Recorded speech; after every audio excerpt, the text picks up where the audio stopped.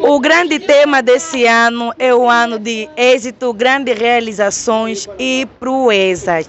O subtema desse ano foi o tempo. Vamos entrevistar algumas pessoas, vamos realmente entender se eles realmente entenderam a pregação de hoje. Conversas do Reino, um programa que te leva mais perto de Deus. Boa tarde, papá. Boa tarde, Ndeko.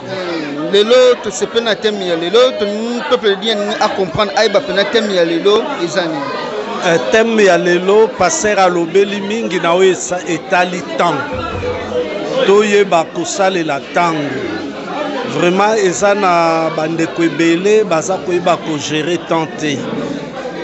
Or ke po tozwa lipamboli na oyo nyonso to proclamer na mbula oyo lokola année ya ba grande réalisation, année ya réussite pe ya ba exploit, esengeli to se rendre compte ya temps ya Nzambe, to pesa Nzambe tango na ye ebele basosoli nanu noso ya tante Na thème na biso nde bateli biso le na église nini oyo o mémoriser na prédication ya lelo. Na mémoriser que non, il faut que ça déterminer na projet na ozala et puis autant Nzambe liboso.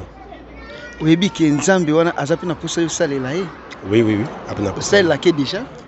Bon, na lelo nde pasteur sangana na ngambo ya partenariat puis na septembre. Ah ouais, donc un grand partenaire na 4 temple ya Nzambe. Oui.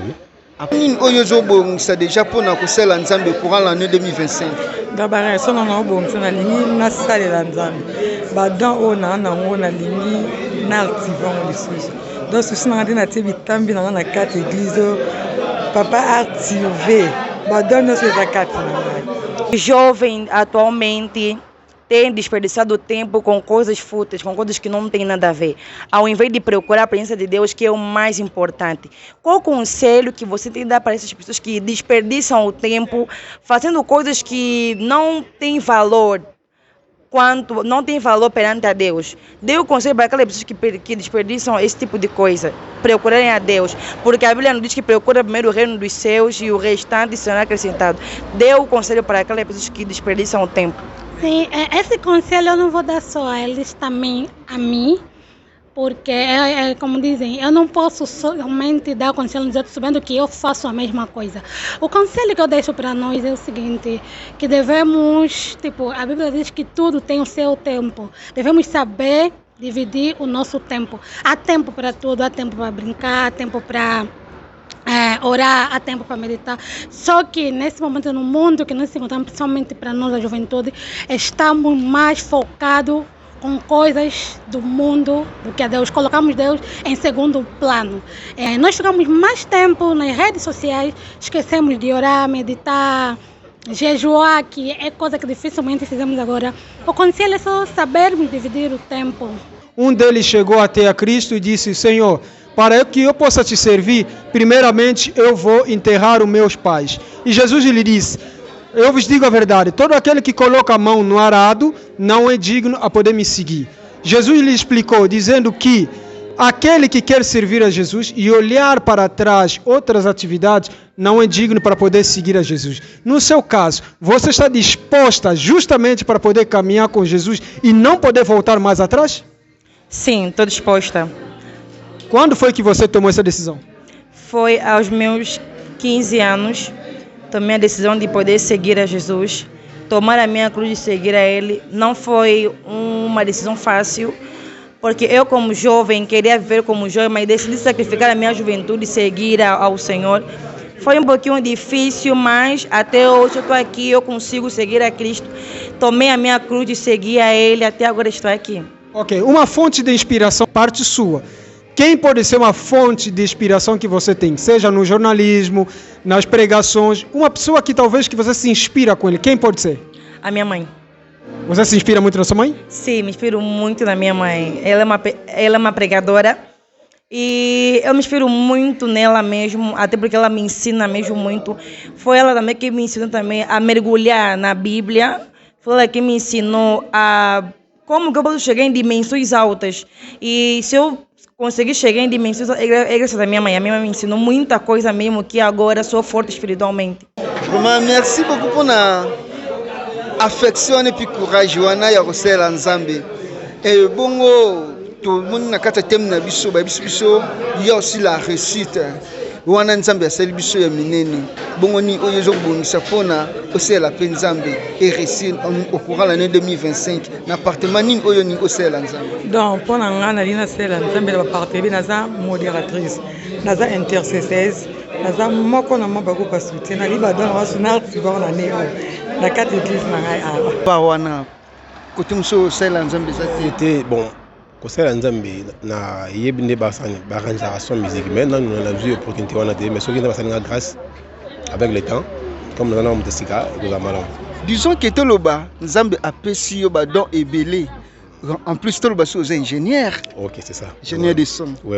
Ah, donc tu es pambola mili susu na moto munene na kati na tempelo. Oui, ça peut être bon. Bon, pour nous bandeko na biso musu bazana na ba don pe ba capacité ya kosala mambo ebele bazaka na ndaku musu bazaba na don intercession musu bazana don ya ko modérer mais atikani na ndako conseil ko kopesa bango. En tout cas, ko sela nzambe za bien. Baya balobi ils ont moto oyo kosala ezane sengo lokola obapesa condition te lokola ndako nzambe baya to sala msala nzambe longo oza malamu. Mais comment tozomona lelo jeunesse bakomi na en plein mingi ya mokili au lieu ba s'adhérer na mambo ya nzambe bazo zapena assis est-ce que na ba parole ya nzambe to bazana bango kaka embrier problème eza ya temps oyo toza kolekisa neti na mokili baza kobenga génération Z, génération moko ya Android. Donc génération moko makambo nyonso tu balingi ya pressé, baza penza patiente. Zomona yango ezosenga penza bato bavanda na église po bayekola bazala patient. Donc jeunesse avenir eza pona bino ba jeune même na makambo na nzambe avenir eza pona ba jeune sikoyo po ba jeune bazwa un jour relève ya biso ba mikolo ezosenga bazwa temps ya koyekola bavanda bolimbisi papa tozomona aujourd'hui na l'église commission ya jeunesse ezozala négligé peut-être eza contenu ya négligence wana te.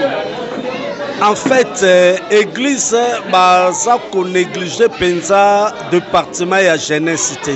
Ndeti pa na biso banda église banda ki département ya jeunesse ezalaki te. Mais to sala ki déjà réunion ya ba pasteur si to soit ki décision à partir ya mikoleza koya to vandisa département ya ba jeune baba na kusangana babanda kosala ba programme etali bango ba jeune baluka développement ya ba jeune baluka ndenge nini bakoki pe ko aider musala na nzambe etant que ba jeune. Donc dans les jours à venir déjà programme ya ba jeune ekobanda tobi ke nzamba sali biso ya minene ba témoignage eza ebele siko oyo zo préparer pe pona compte ya nzambe po nzambe a comprendre que oyo osali oyo zo préparer eza la réussite na part na ezani. Bon, nenga tu na réussir à propos ya ko tambola toujours na ko banga nzambe parce que ceux qui to réussir na ko banga nzambe te to réussir na ko mususu te. Ozo préparer partie ning oyo okoma ko salela nzambe na kati église. Bon, comme commission, posa na commission. Bon, dans ça déjà part ya département. Dans le département c'est ça. Mais ça déjà part département quelques départements mais ninga sous na approfondir sous vie de prière dans le département oyo commune.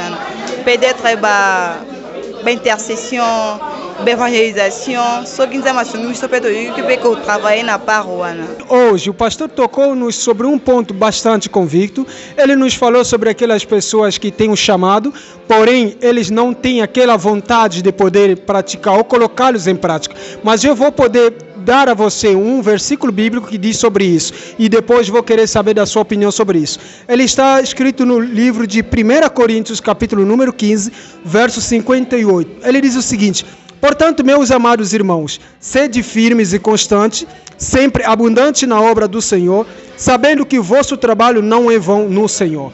Aqui o apóstolo Paulo está dizendo para todo o povo, filhos de Deus em geral, do que nosso trabalho em Deus não é em vão. O que você acha sobre isso? Você acha que quando servimos a Deus, servimos em vão ou não?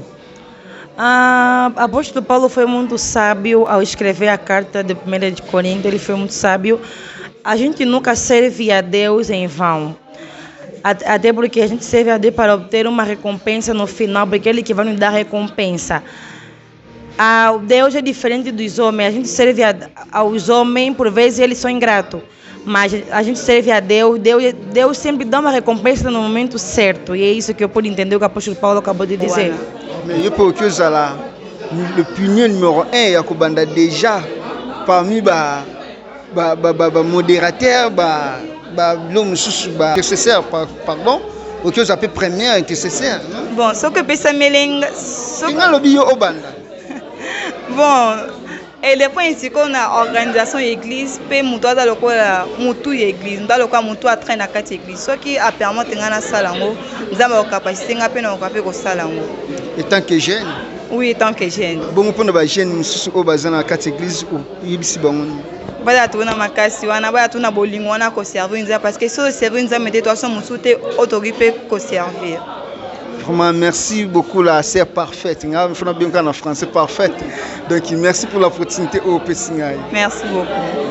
Maintenant, le programme il y a jeunesse. Et vous allez encadrer dans le pasteur, dans l'évangéliste ou comment? Bon, pas na biso nenge to solo like to suis évangéliste oyaza jeune ye akukamba jeunesse. Akosala comité tokolukela ye bato oyo ye esengeli asala na bango comme ça baye bako évoluer pour na etali jeunesse. Merci beaucoup papa. Mais tout le monde a jeunesse ya lelo.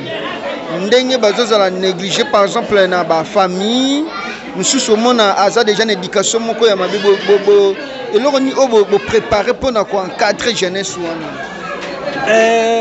Jeunesse nzambe nde mutu ayebi ko encadrer parce que bible elobi ete soki nzambe atongi te oyo nani akotonga akosala mosala ya pamba. Jeune akoki kozala deja na comportement ya mabe, akoptaki deja na vie ya mabe, mais ntango aye na église liboso na nzambe, nzambe nde akoyeba sikoyo ko rééduquer ye. Parce que l'éducation ya bien et ça koute pas in nzambe. Alors eza penza malamu te pa ya ba parents ba négliger ba jeune parce que na lobi avenir ya lobi eza ba jeune. Donc eza responsabilité ya ba parents, responsabilité ya ba pasteur pour na encadrer ba jeune pour bango de basa utile pour na lobi. Merci beaucoup papa. Peuple de Dieu ba koninga ba mona ba yeba kombo na yo. À l'étranger, batubele bakolanda, baye bakombo. Kombo nangai nazali premièrement pasteur na église où ya CGD na Brésil. Kombo nangai zali pasteur David Pedro. Merci beaucoup pasteur pour l'opportunité. Merci nzamba pambola bino musala oikende liboso. Merci papa. Conversas do Reino, um programa que te leva mais perto de Deus.